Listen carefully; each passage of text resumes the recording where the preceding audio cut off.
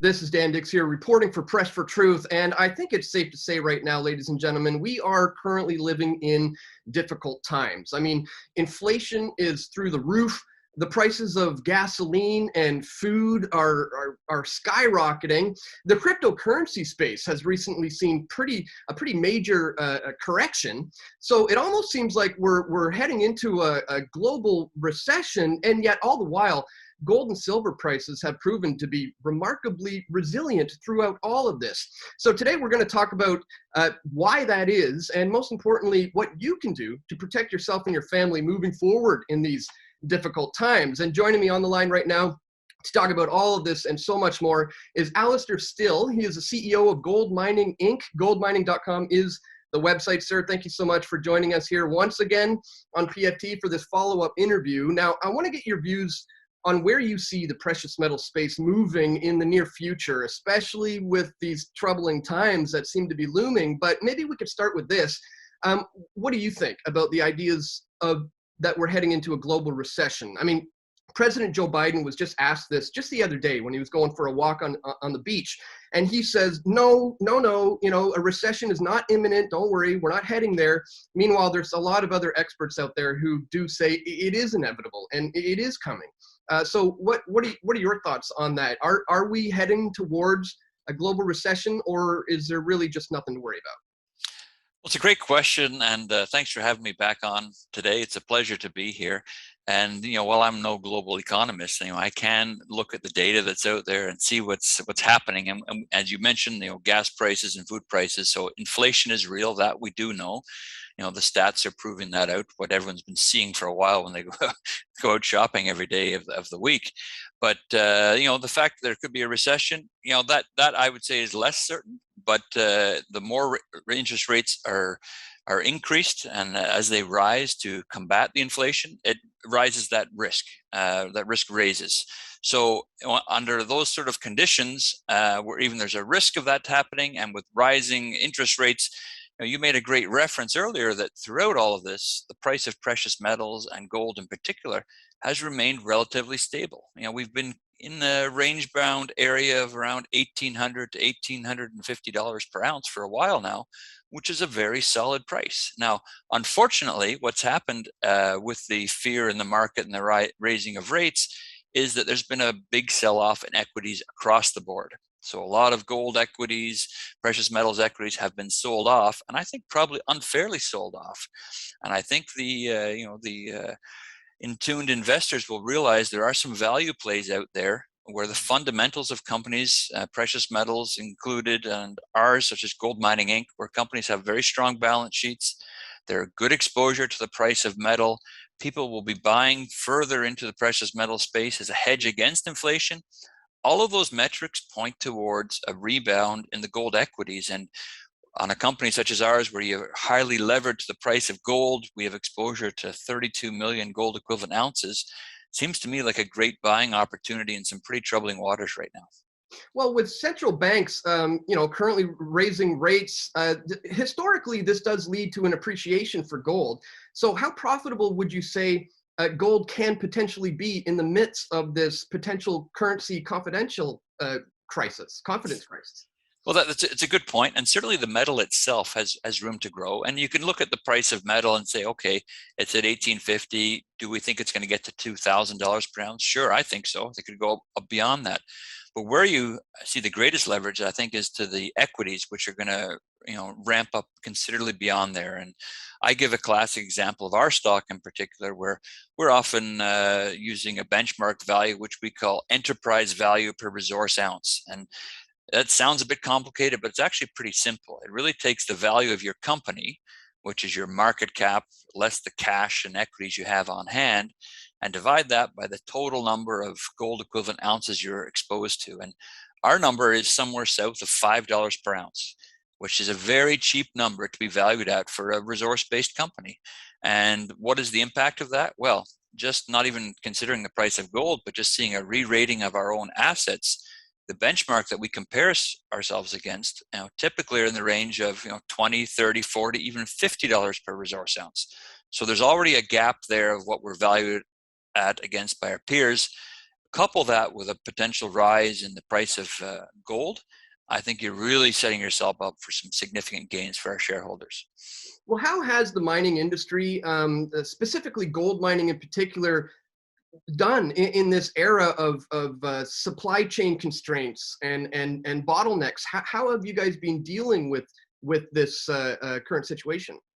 Well, specifically for Gold Mining Inc., it really hasn't had a great impact on us. We have some exploration activities. We're drilling on projects, but we're not operating a mine right now. We're not actually building in the full construction mode. So this had less of an impact on us than it has on other companies. And just like we're seeing in the regular inflation rates, the mine operators are seeing a little pressure on their bottom lines. But what I would say is that over the last 10 years, when there have been downturns in the past, the mining operations and the big operators, they have become much more efficient at what they do, trying to get the most value for their shareholders. So not only have they been able to withstand, impacts that COVID had in terms of availability of personnel and safely operating, they were able to do that very well. But they've also set themselves up very well to be able to withstand pressures on the prices that they're seeing on their consumables and their labor rates as well. So as an industry, I think we're actually quite well set up for it. But of course, there will be some impacts felt at the operations and those in construction, but less of an impact for ourselves. Well, let's talk about the company specifically. You are the CEO of Gold Mining Inc. It's a New York Stock Exchange listed company. And you have shareholders like Doug Casey, Sprott's Rick Rule, Marin Katusa, all three of whom I have interviewed before here on this channel. So what can you tell me about some of the people who are involved with this project? Well, what I would say is that those type of names you mentioned and other institutional funds, they really look for fundamental value when they're looking to invest in stocks, and that's something to highlight for your listeners is that look at the key points of value that a company has and look at where it stacks up with a company like Gold Mining. Is look at the management team. We've got a very established management team with a good track record, working for major companies, working for throughout the industry. So look at the management team is one thing. Then look at the balance sheet. The balance sheet that Gold Mining has, is second to none against any of our peers. We had last quarter, it's reported close to $10 million in cash. Plus, we have a very sizable equity position in Gold Royalty Corp, a company we created a year ago. We have 20.7 million shares in that company. We're the largest shareholder. That's trading close to $3 per ounce at the time of this recording. So that's a significant item on our balance sheet. So we check those two boxes very well. And then you look at the portfolio of assets. We have a very diverse portfolio of assets entirely within the Americas. We're spread out amongst the United States, Canada, Colombia, Brazil, and Peru. So all solid mining jurisdictions with a very solid resource base. There's close to 32 million gold equivalent ounces. That's over 16 million gold equivalent ounces measured and inferred, over 16 million ounces, measured indicated, another 16 million in the inferred category gold equivalent. So you have a strong management team, you've got a strong balance sheet, you've got strong assets, all the check marks are there, and that's what those big institutional funds really drill down into and do their due diligence homework on. And on top of that, as I understand it, there is some new news that you guys do have to celebrate and announce today. What can you tell us is currently going on right now with you guys? We've had a couple of news announcements out lately, but I will highlight that just yesterday we made an announcement of drill results on our La Mina project in Colombia. There's a very exciting target there at La Garucha, which is a very short distance away from the existing resources on the project. We moved a drill in a couple of months ago. We stepped out to try and expand that target and try and see if it can grow into a resource. We had some very encouraging results that were announced just yesterday. It's 345 meters, grading 0.74 gram per ton gold equivalent. So very broad interval of mineralization, gold and copper, very consistent grades throughout there. And the exciting thing for us is that hole actually ended in mineralization. So we're going to have to go back and deepen that hole. It's showing to us that over 300 meters wide zone. It's a big system. We don't know the extents of it yet. We're very encouraged by that drilling, and we'll be adding more holes to it and announcing more results in the coming weeks and months as that program advances. Do you think that generally people out there understand the potential that we have here with gold, or are they generally missing out on this? Like right now, for example, there's a lot of millennials who seem to be getting into this space. They're seeing what's happening with inflation, and they're starting to think about this. Do you think people are going to wake up to gold's true potential? And if so, how can we go about doing that? It's a very good question, and I think maybe part of the first step is recognizing that some of the other alternative investments out there, the high risks that they bear. I mean, look at the cryptocurrencies and how that's performed recently. And not to say that cryptocurrency isn't something that people should invest in, but at the end of the day, you could be left with nothing there. It's a technology that has backed by zeros and ones, as people like to say. At least with a physical product like gold, it doesn't go to nothing. You will always have that. It has stood the test of time. It has been around for millennia as a store against inflation, a store of wealth. So I think people will recognize that, and it's a natural part of almost every major investor or any major corporation have those safe haven investments that they want to hang on to and are highly sought after, particularly as we go through some choppy waters. So as much as people sometimes like to just go for the quick fix, and crypto might be the way to say a huge return in the very short term, you have to also look out for the long-term impacts on that. And I think the fundamentals for gold, time and time again, it's hard to ignore that, and to not have exposure to that, I think is something that people should really consider if they don't have that exposure right now. Yeah, I would agree, especially when it comes to tangible assets, things you can physically hold in your hand. Traditionally, it's always done well in troubling times, and I mean, it's always going to be worth something to somebody out there. You know what I mean? So I would agree. I think it is still currently a good hedge against potentially hyperinflation and global recession and whatever else might be coming down the pike. Just in closing, are there any catalysts for 2022 that you're looking to achieve, and are you well financed to be able to achieve them, and what might they be? Well, it's a great question. We certainly are well financed. We have a very strong balance sheet. We have cash on hand. It was close to 10 million Canadian dollars last quarter when we last reported it. So we're in very good shape there. We had another exciting news out this past week, so we continue to unlock value for the portfolio. Just last week, we announced a transaction on our Almaden project in Idaho. That was a non-core project to us, but we found a great partner to come in. It was something we'd bought in 2020 for around $1 million, and we daylighted value with a headline sale of $16.5 million for it. So a great return on our investment, and we have an equity placement in Nev Gold, the company, a very solid explorer who's going to explore it for us. So we still have upside.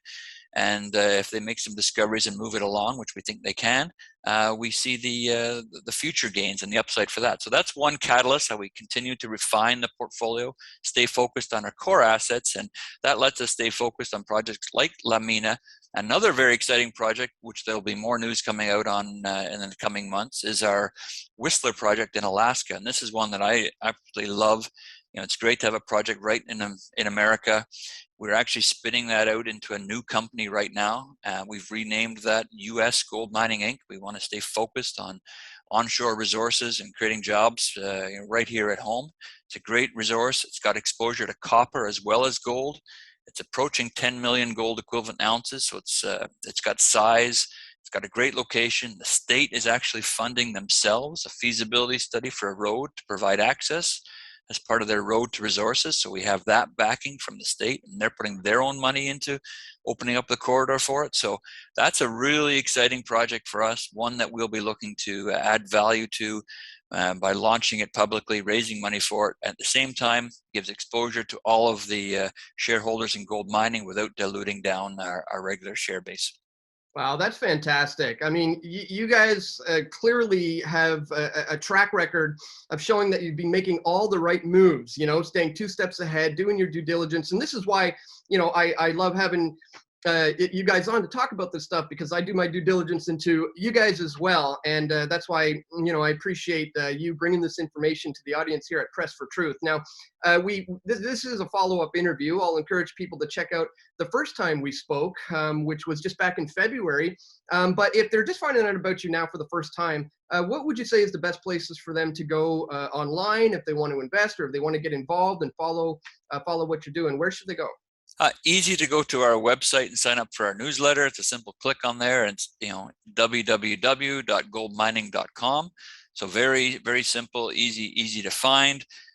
Ticker symbol on the NYSE American, GLDG. We also trade on the Toronto Stock Exchange, very easy symbol, GOLD, gold. So easy to find our information, and the newsletter is a simple click and you can get all the updates in real time. Perfect. Well, for your convenience, ladies and gentlemen, I'll put all of that information and links in the description below. So if you want to check it out, I'd strongly encourage you to do so. Yeah, thanks so much for taking the time to break this all down for us today, and in these crazy, crazy times that we're living in. I just want to thank you once again for taking the time to explain the ebbs and flows of this precious metal space. So really appreciate it. Well, it's a pleasure being here. Thanks for having me on. And we are in some turbulent times in the markets, but there is light at the end of the tunnel. And I think the fundamentals for gold and gold equities like Gold Mining Inc. are extremely strong. And I think our shareholders will be rewarded for their patience and as the markets start to come back here. Yeah, I couldn't agree more. We'll have to do another follow-up soon and see how this aged. I look forward to it. All right. Thanks again. Take care. Bye now. We all want truth.